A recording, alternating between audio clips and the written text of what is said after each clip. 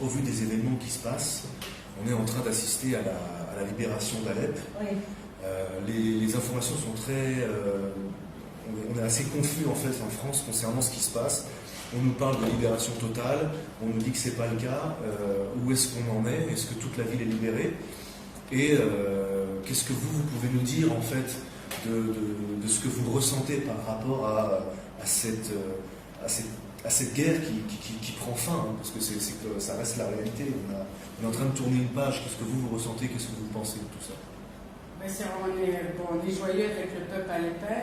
Hier, on a entendu des coups de feu de joie, des klaxons, des louloulous. La population était très très heureuse de cette libération. Bien sûr, c'est pas encore fini, mais c'est en route vers la fin.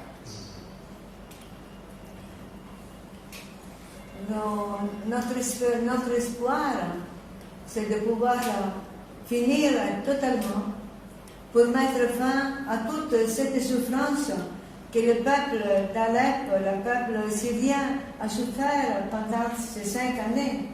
Et c'est avec ce peuple que nous avons souffert avec. Hier, nous avons été dans la joie avec, dans l'allégresse. Nous nous sommes réjouis, mais en même temps, moi personnellement, j'ai senti dans mon cœur une certaine peine, parce que je pense à tous ceux qu'ils ont souffert, à tous ces jeunes qu'ils ont donné leur sang, leur vie. Ce sont les martyrs d'aujourd'hui. Je pense à tous ces mamans qui ont versé des larmes, à tous ces blessés qui sont arrivés chez nous dans des conditions épouvantables. Et je pense avec ce froid, avec cette pluie, tous ces gens qui encore sont sur les tentes, qui n'ont pas la possibilité de pouvoir se réchauffer, de pouvoir se soigner. Nous avons vu les déplacements qu'il y a eu ces jours à la télévision. Il nous a bien montré comment ils sont, dans quelles conditions.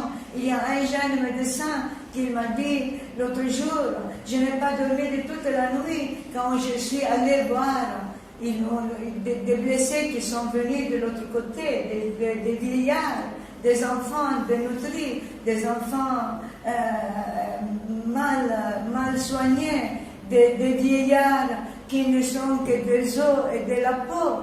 Tout cela, ça nous fait de la peine. Nous continuons à souffrir. Mais en même temps, nous ne voulons pas perdre cet espoir. Et si nous restons, et si nous continuons, c'est pour donner cet espoir.